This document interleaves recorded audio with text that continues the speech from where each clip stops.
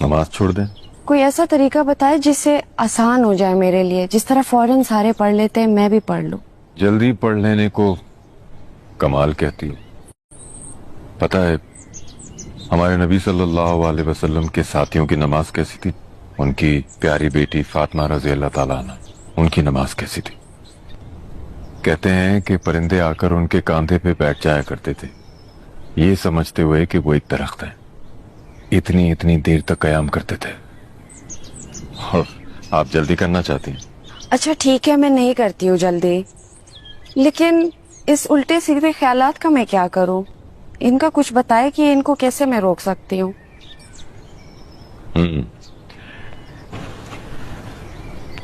ہاں یہ تو مسئلہ ہے. آپ ایک بات بتائیں کہ ایسی کون سی جگہ ہے جو آپ کو سب سے زیادہ اچھی لگتی ہے، جہاں آپ بار بار جانا چاہیں؟ چائنا، میری مما کا گھر. وہاں جا کے آپ کو کیا خیال آتا ہے؟ میری مما کی یاد آتی ہے مجھے. کیوں پاکستان یاد نہیں آتا؟ اپنی جاب، اپنا گھر، اپنی گاڑی، یہ سب؟